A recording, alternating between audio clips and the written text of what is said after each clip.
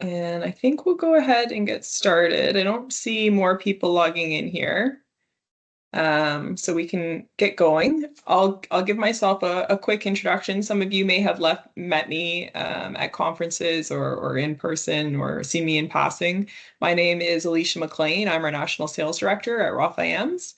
And today we've got a webinar for you on 3 things facility and asset managers should stop doing right now. This is some of the practices that we often see with our clients that have a massive impact to their portfolio and their facilities management. So just a little bit of knowledge sharing today. Before we get started on that, I just want to cover a couple of housekeeping items. So for one, the slide deck, a copy of that will be sent out in an email after the webinar. So don't worry about taking notes or anything like that. We'll make sure everyone gets a copy. If you have any questions, feel free to pop them into the chat.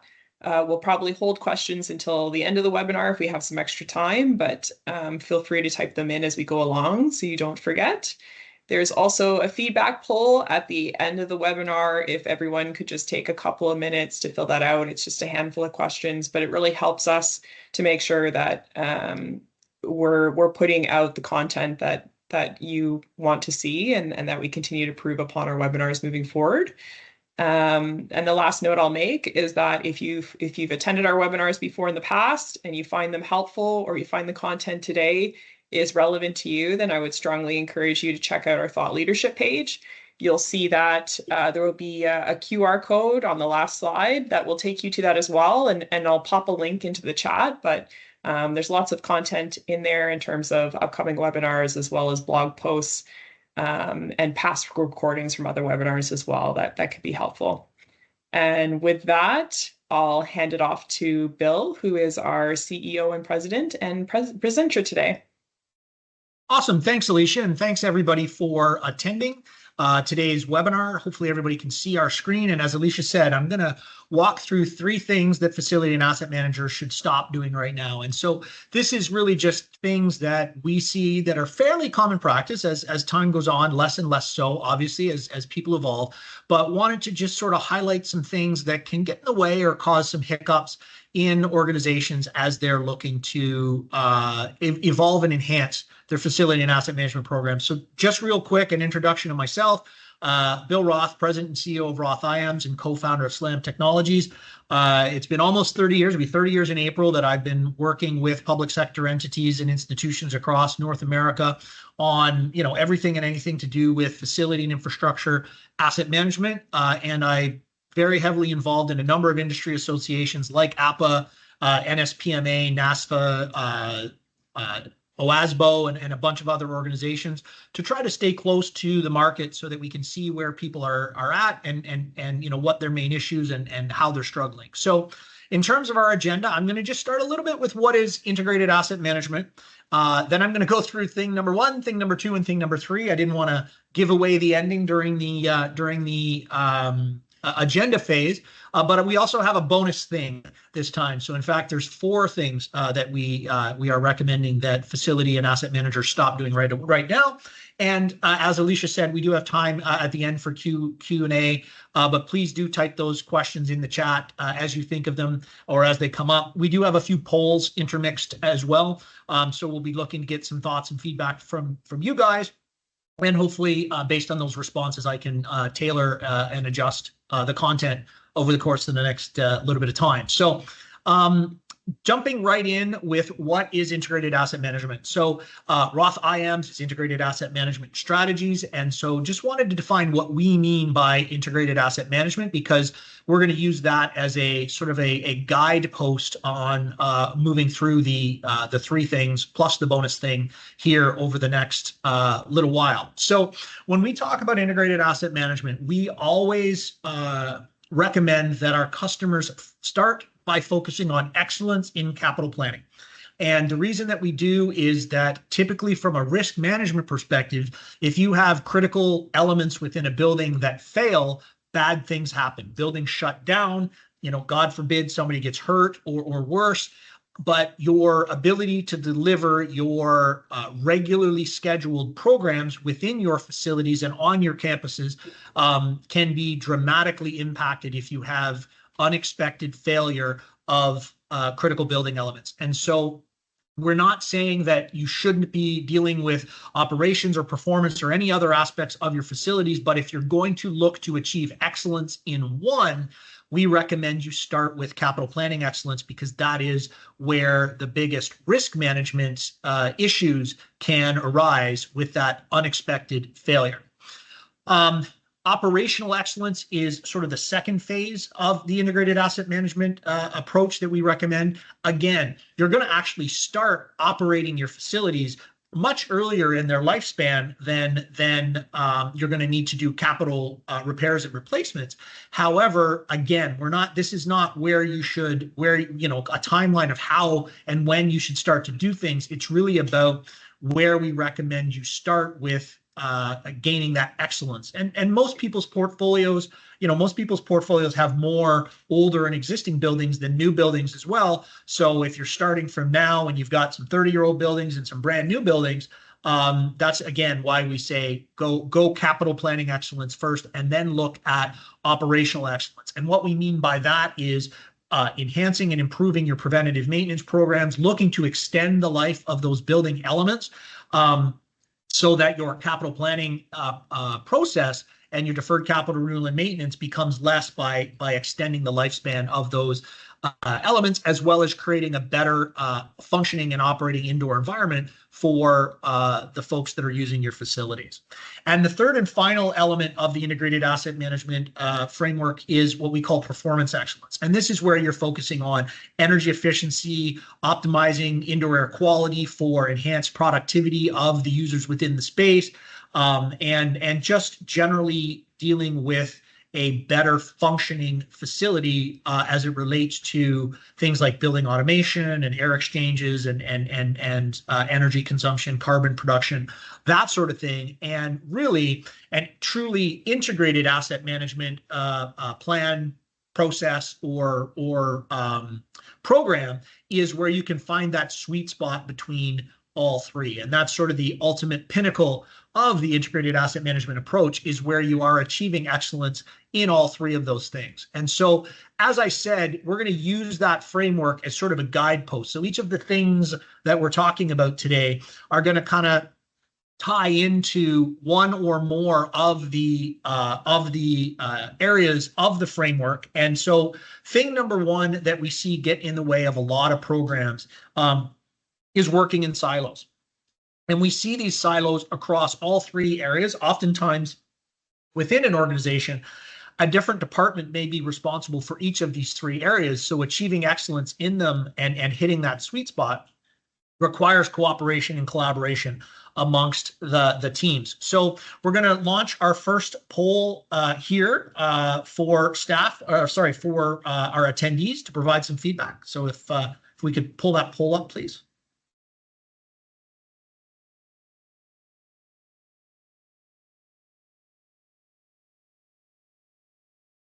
I'm not seeing the poll on my screen, Alicia. If it's popping up in the webinar window, if you could read the questions off and the options for me, please. Absolutely. So the poll is up, and it is: how do different departments within your organization communicate and collaborate? And the options are: every department for themselves, we say hello at the coffee machine sometimes, we share our plans with each other, and we collaboratively create our plans together. And so far, it looks like we share our plans with each other is winning, with we collaboratively create our plans together coming in second. Awesome. Excellent. Just give everybody another couple of minutes to respond. And I'm glad to hear that. I'm glad to hear that we're seeing things on the more cooperative and collaborative end.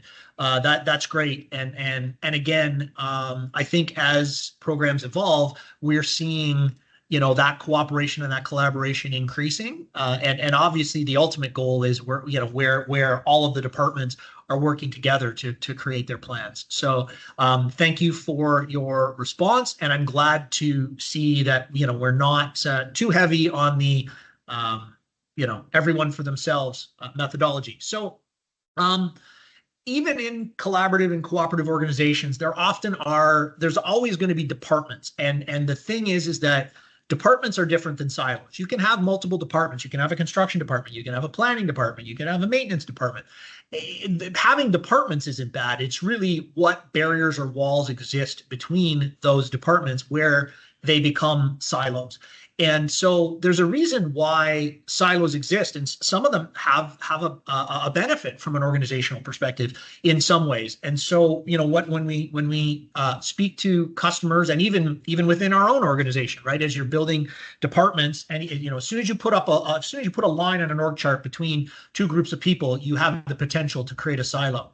And so, probably the biggest reason is that you can have, it's very easy to have clearly defined accountabilities, right? When you have a planning department, they're responsible for planning. When you have a maintenance department, they're responsible for maintenance. And so by creating that departmental barrier, it's easier to measure what success looks like. It's easier to define things in a clear way.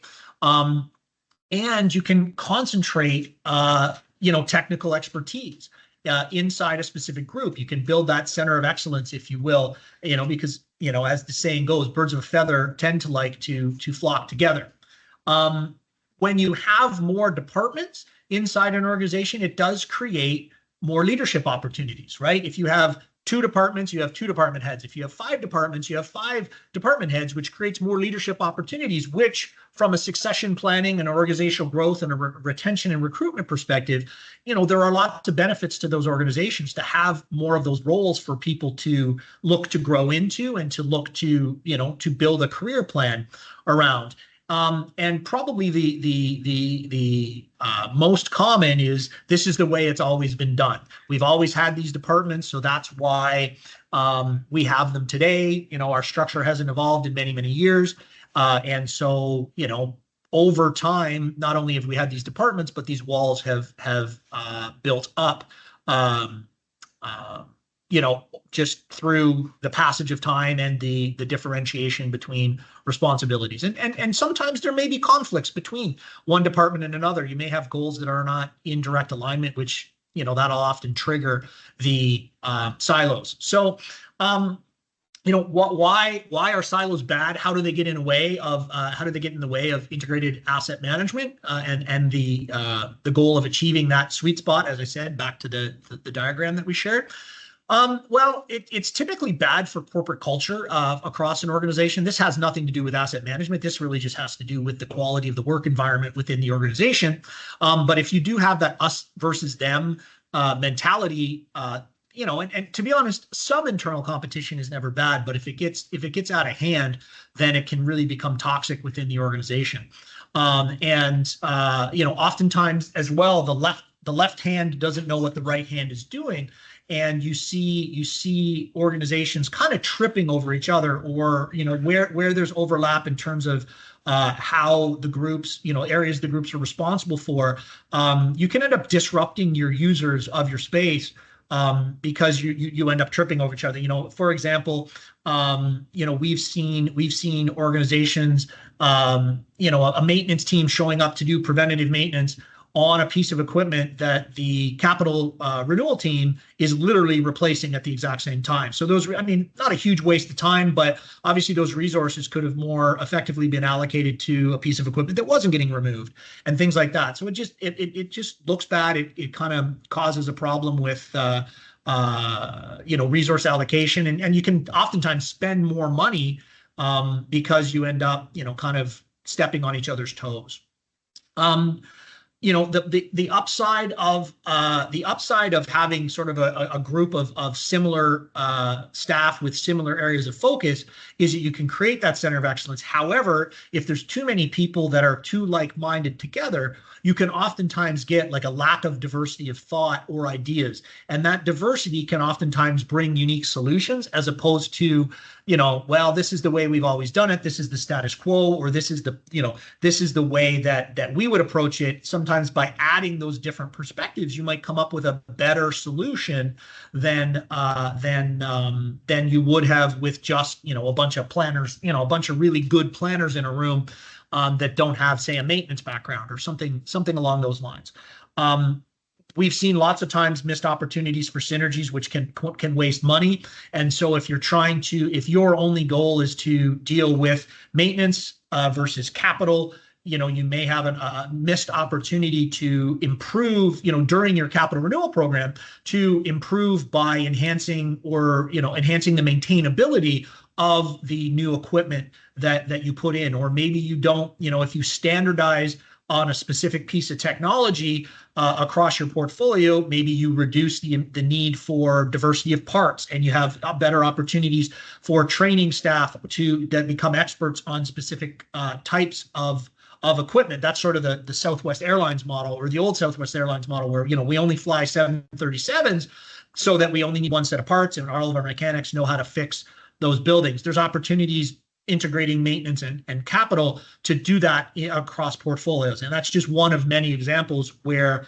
synergies could, save you money, make things more efficient, and save you time.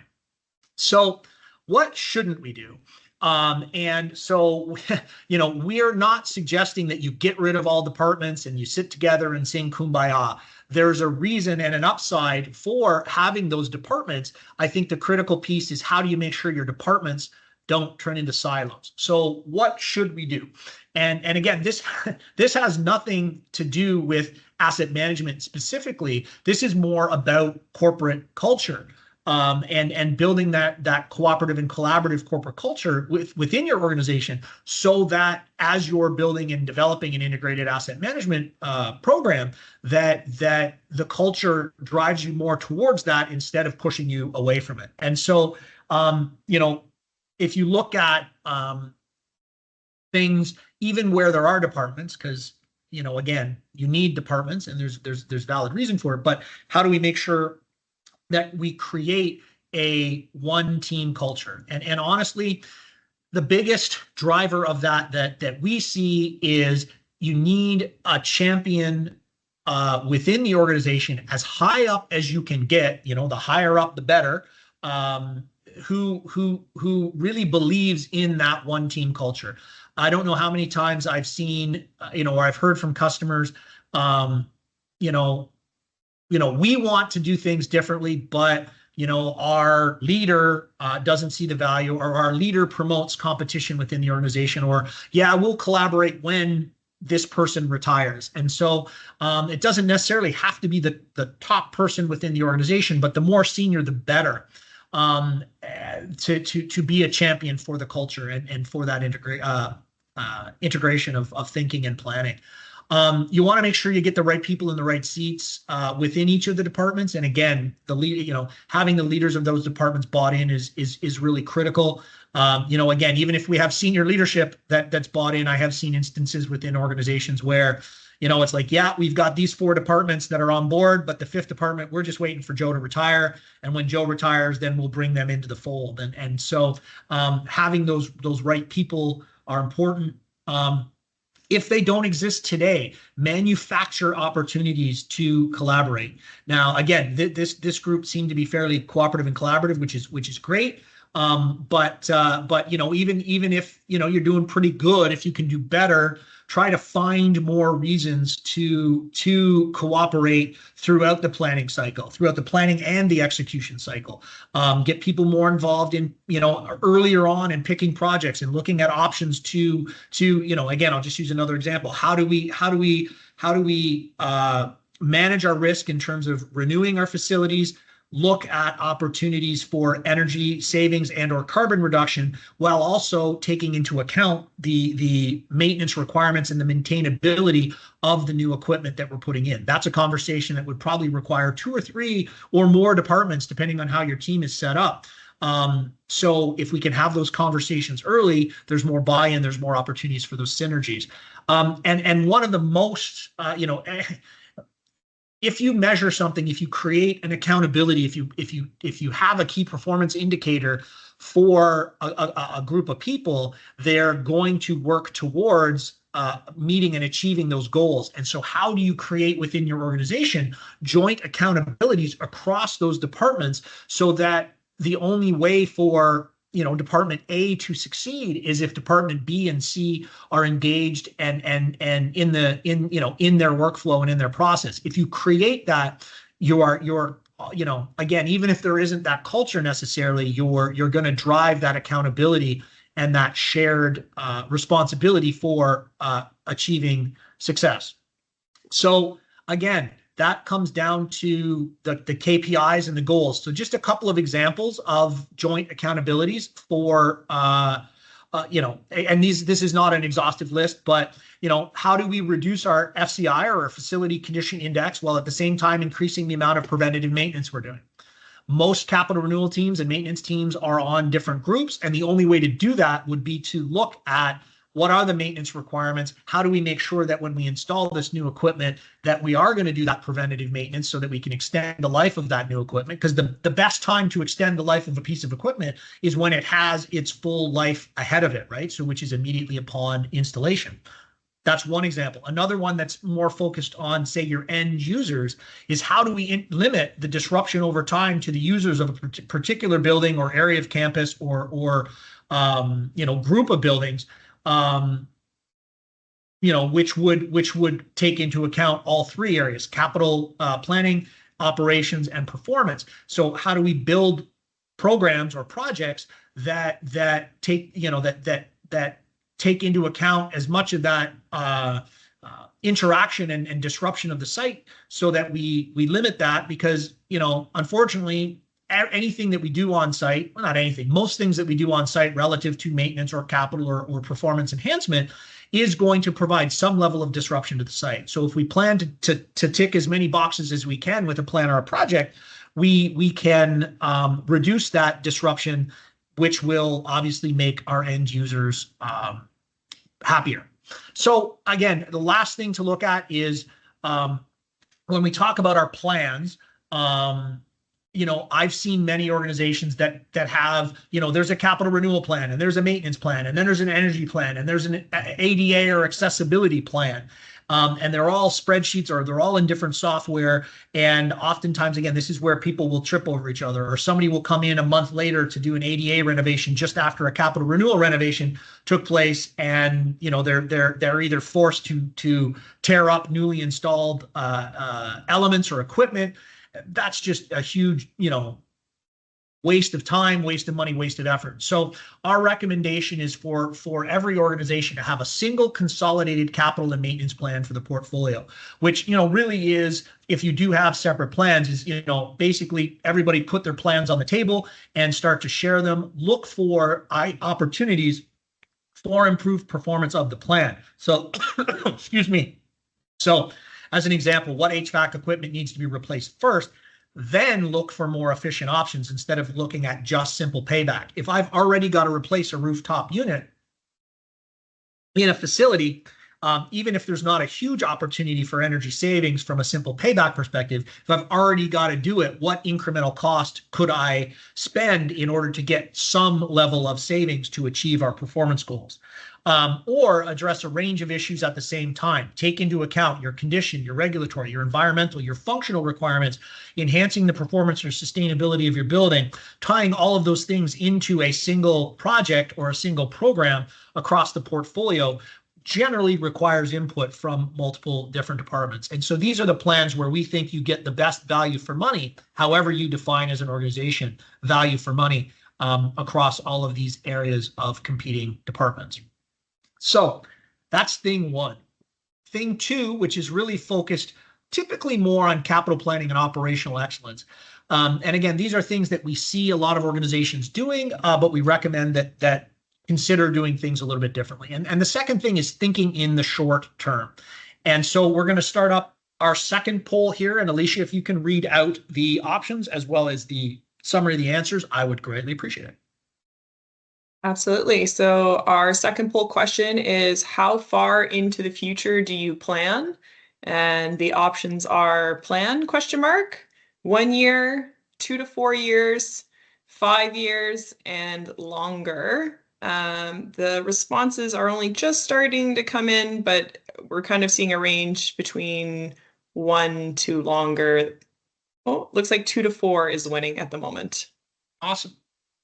Excellent. We'll just give everybody a couple more minutes to fill out their response. And thanks everybody for providing those responses. As I say, I will try to tailor some of the discussions that we have based on the responses that we get, but it's also really helpful for us as we gather market intelligence on where people are at, both from our delivery of services as well as our thought leadership. So, thank you. Yeah. Have we kind of hit our sweet spot, Alicia? I think so, yeah. So we had 12 responses total, 1 for 1 year, 6 for 2 to 4 years, 4 responses for 5 years, and 2 responses for longer. Awesome. Excellent. So,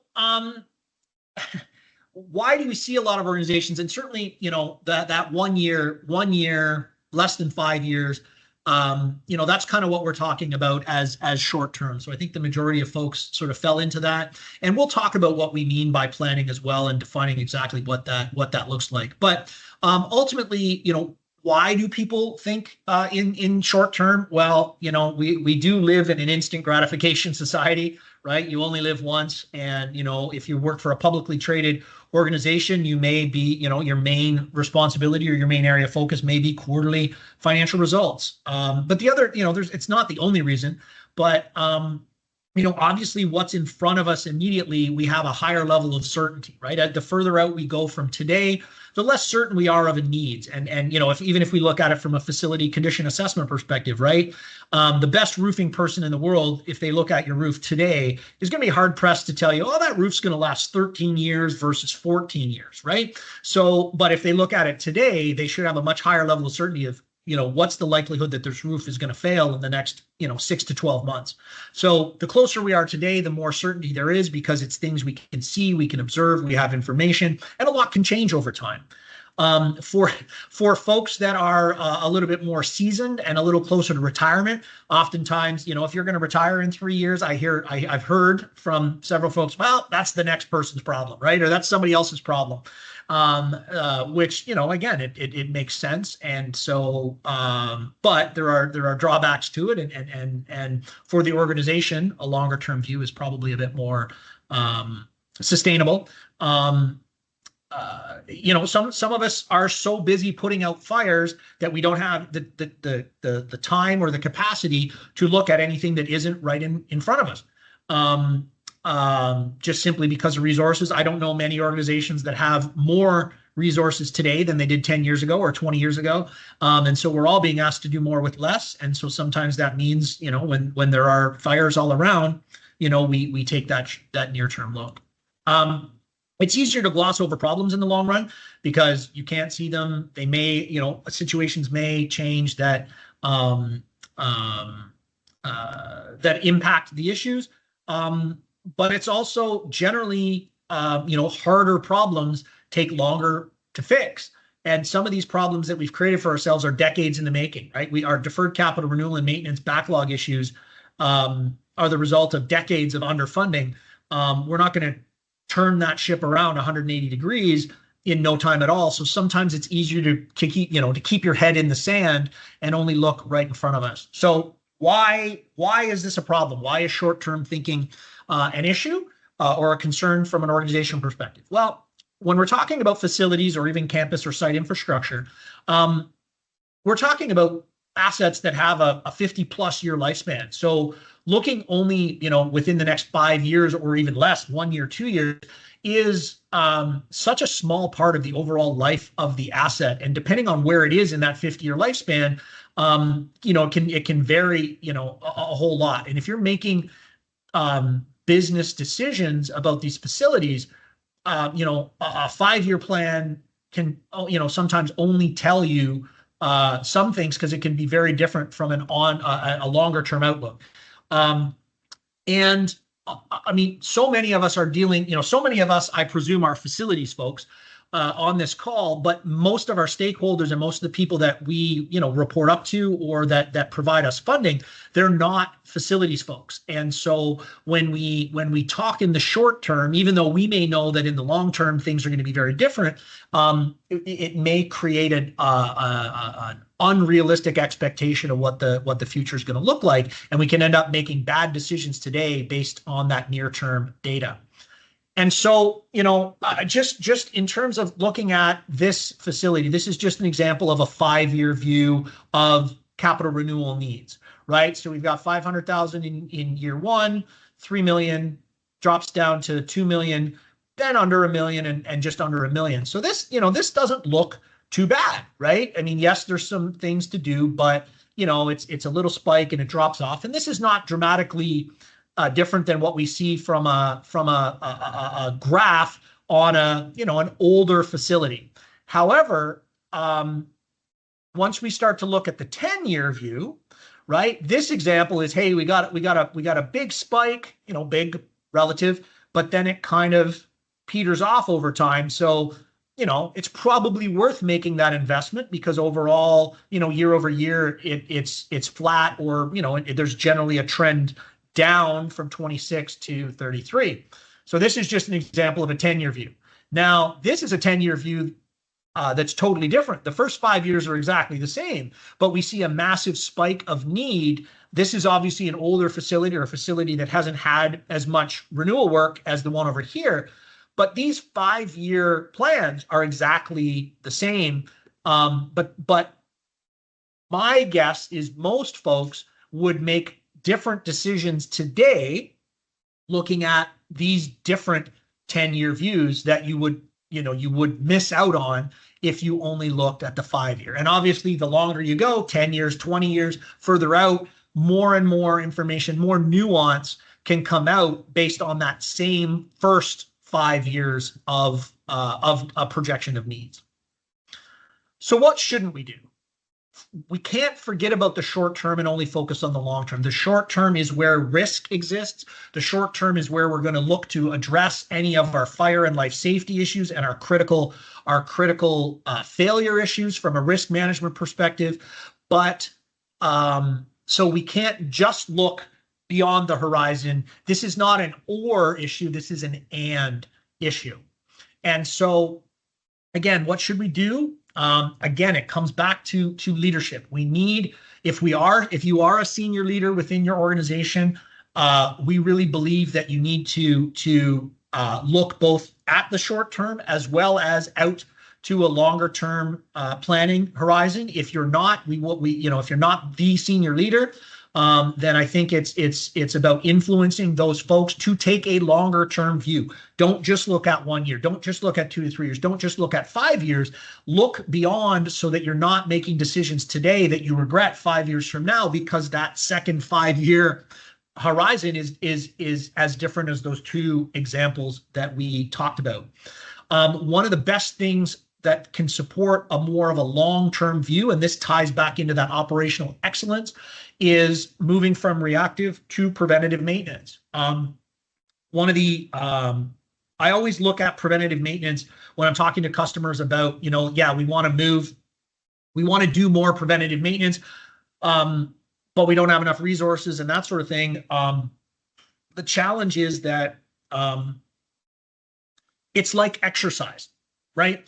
If you've been sitting on the couch, for the last 6 months eating potato chips, and you go to the gym, the next day you feel the pain, and it takes a while of continued discipline before you start to feel better and see the improvement and get the value and the benefit. Preventive maintenance is much the same thing. There's oftentimes short-term pain for long-term gain. In theory, if you increase the amount of preventative maintenance you do over time, you should see a reduction in the reactive maintenance that you do, which if you readjust those resources, you can do more preventative maintenance. So that's a little bit of a flywheel that you can build up momentum on. As well, you should see your equipment last longer, which would reduce your deferred capital renewal and maintenance in the long run, because instead of getting 30 years out of a piece of equipment, maybe you can get 35 years. So instead of needing to spend $100,000 every 30 years, you can spend $100,000 every 35 years. So that's going to have a positive impact on your deferred capital renewal and maintenance backlog as well. One of the things that long-term thinking also will provide you is by understanding that longer-term view of your portfolio. Sometimes, and this just gets down to expectations with senior leadership. Sometimes the best you can hope for in the near term is not actually getting better, it's getting less worse over time. And unfortunately, less worse, isn't as good as better, but you also want to set realistic expectations that if your needs are going up and to the right over time, it's going to take some time to bring that curve down and start to get better. So you want to make sure that all of your stakeholders understand what the future looks like when you're setting those expectations. So that brings us to thing 3. And thing 3 that we talk about is actually it's primarily about capital planning excellence, but it does touch on the other 3 areas a little bit as well. And that is focusing on the data. And that might sound weird coming from us and from me, because I'm a self-professed data nerd. And this doesn't mean that the data isn't important. It just means, again, this is about and, not or. And so, in my experience, most facilities folks love data, and most facilities folks love the data, that they need within their department. And again, not to get back to silos, but the more sharing of data across our organization, the better. But data is valuable, excuse me, because we're facilities folks and we know data. We understand it. We can see it. It tells us things. And when you trust it, data has a certainty. Again, that trust is important. You need that consistency and defensibility of the data, because if you have data that you don't trust, in some ways, it's almost better to have no data than it is to have data you don't trust, because then again, you can kind of get lost in the woods if you're trusting and making decisions based on bad data. But when you trust it, you have a confidence to stand up and speak to it. And as most organizations, as things evolve, as we get more involved in the Internet of Things, we're getting more and more data that becomes available to us. So again, just by sheer volume, it makes sense to look at the data that you have. Now, what is the downside of focusing on data too much? Again, we're not saying don't focus on the data, but having an over-indexing on your focus on data is that, again, most of our stakeholders aren't facilities folks, right? We have finance folks that are writing the checks, that are giving us the budgets for the assets that we're looking to maintain or renew. We have educators in the higher ed. We have medical professionals in healthcare, students and parents, anybody, general public, the users of our space. They're not facilities folks. And if all we do is talk to them about, facility data, we're going to lose them. So if we lose them, then we're less likely to, get the money, achieve the goals, hit that sweet spot in integrated asset management, if the folks that are our stakeholders get lost and don't understand the data that is second nature to all of us. So what shouldn't we do? And again, we shouldn't throw the data out with the bathwater, right? I mean, that is, we're not suggesting that we forget about data. All we're suggesting is that we build on that data and that we use that data as a basis to tell a story to our stakeholders. And so one of the biggest things that we've seen in terms of evolution of asset management over time is it sort of went from, 25 years ago, it was give me a report, right? I need a report. Give me a report. And that report would be, 50 to 100 pages. You'd print it out and it would go on a shelf and nobody would ever look at it again. But that's what people wanted. They wanted reports. And that evolved into give me data. That data, would either be in a spreadsheet or worst cases, it's data's in a hard copy report. Maybe it's in a spreadsheet, maybe it's in a piece of software, but it's that technical, highly technical data that if you just start, spewing it at non-facilities folks, they're not going to understand what you're talking about. And so the most recent evolution that we see being the most effective, and by effective I mean by our clients and customers and just the sectors as a whole, getting more money, getting more resources, and being able to do more things to achieve their asset management goals, is moving to a story that is based on data. And so as human beings, we are designed to um, be drawn into stories. But one of the most important things is that you need to tailor your story to your audience. And so you need to use your data in different ways to tell different stories depending on who your stakeholders are, right? Talking to your finance or telling the story to your finance department is going to be very, very different than speaking to the general public because their goals and priorities are different. They're both general lay people as it relates to facilities, but you really want to speak their language. And again, it's not, it's not like, oh, well, we're going to tell a different story. It's just framing the story and framing what the data are telling us to your audience. And, the old adage is that a picture is worth 1,000 words. But when we talk about asset management and facility and infrastructure asset management, I actually don't think a picture is worth 1,000 words. I think it can be worth $1 million if you use those images to help, those images and that data to help you tell your story. So we're going to go to our third and final poll here. Alicia, I'll throw it over to you to read out the question as well as the options, and then just give me a little heads up on the responses, please. For sure. So our next poll question is, how do you present your needs to senior leadership and stakeholders? And the options are, I wish I could get their attention, spreadsheets, tables and graphs, and telling a story. And we'll just give people a couple minutes to start responding.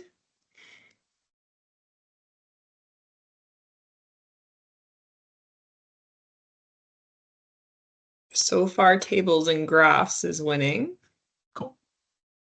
But it looks like people are still selecting options, so we'll give them a minute. Awesome.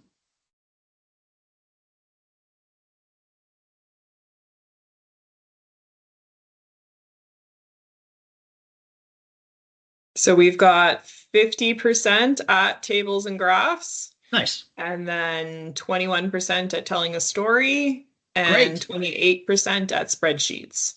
Awesome.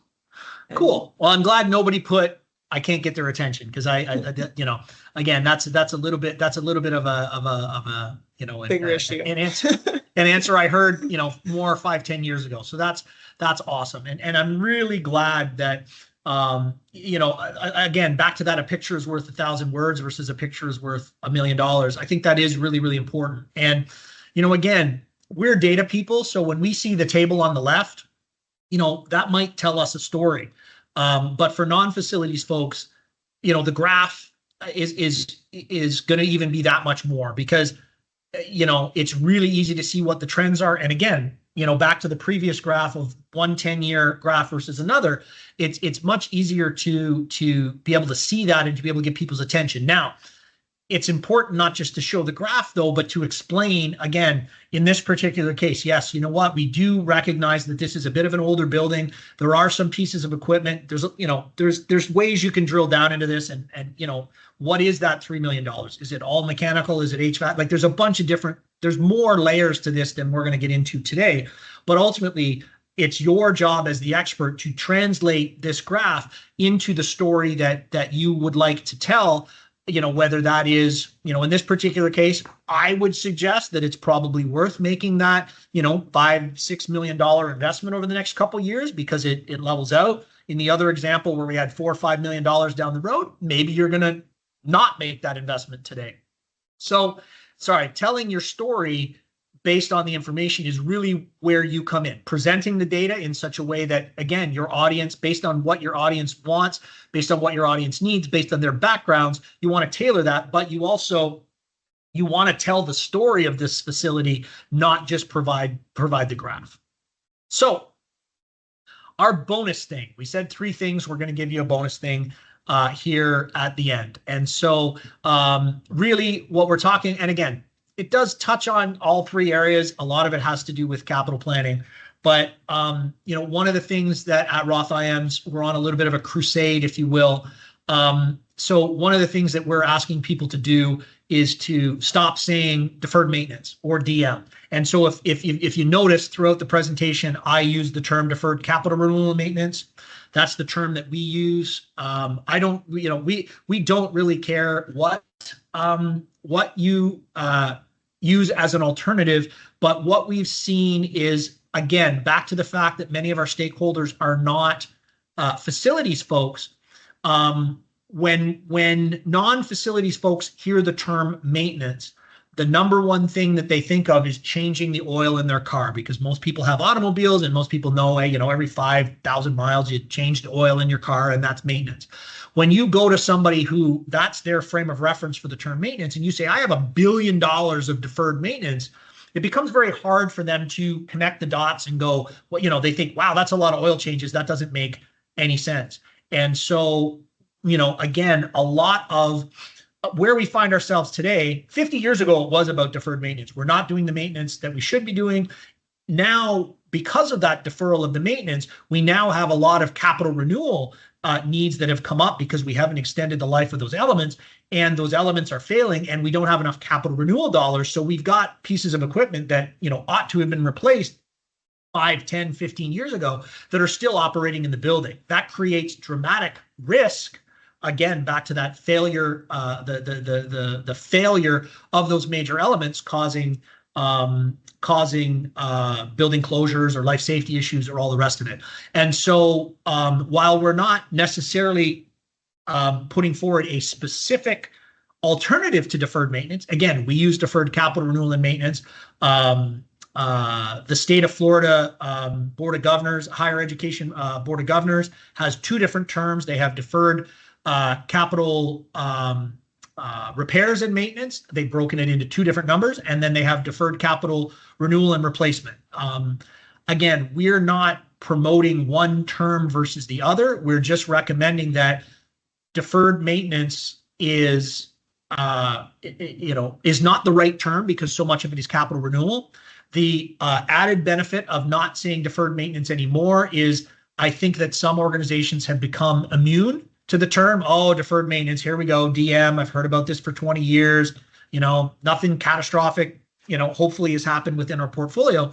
If you just change the term, it's no longer kind of background noise, and somebody may go, wait a minute, what's deferred capital renewal and maintenance, or what's deferred, capital repairs and maintenance versus capital renewal and replacements. And so we think that you can avoid kind of falling into that background noise if you stop saying deferred maintenance. So just to summarize, our 3+ things that we're recommending that folks stop doing: stop working in silos and collaborate across your entire team, your entire organization. Stop looking only 5 years or less out into the future and take a longer term view of your portfolio.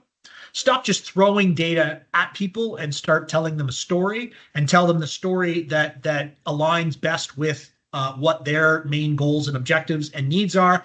And last but not least, don't say deferred maintenance. Questions?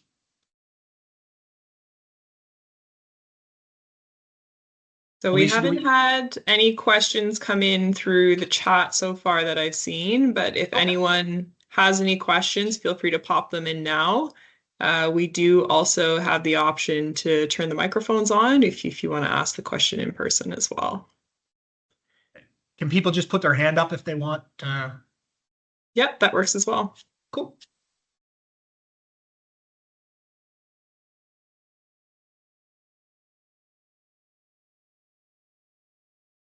Okay.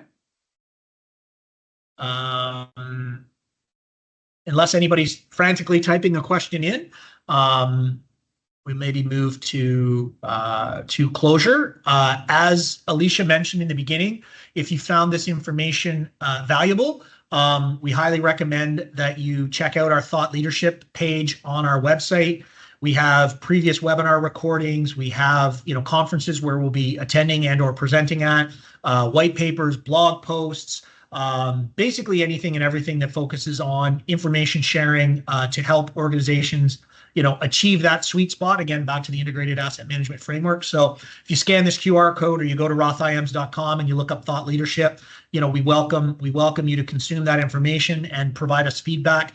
We'd love to hear from you about the content we provide, whether it makes sense, whether it added value, whether you would disagree with it.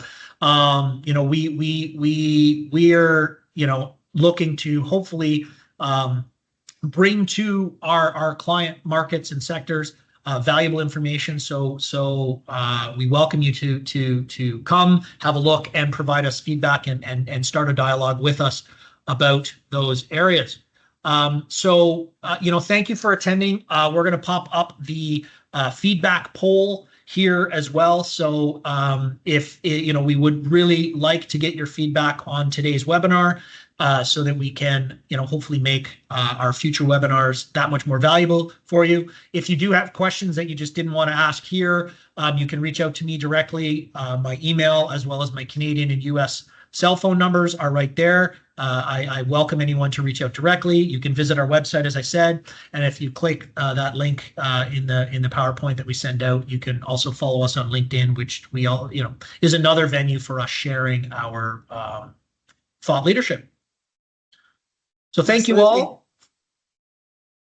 Just a reminder that a recording of the webinar as well as the slide deck will be sent out in a follow-up email. Perfect. And keep your eyes open because we have a bunch of webinars happening every kind of 2 to 3 weeks on a variety of different facility and infrastructure asset management topics. So we hope you'll join us for those in the future as well. Thanks so much, everyone. Enjoy the rest of your day. Thank you. Bye.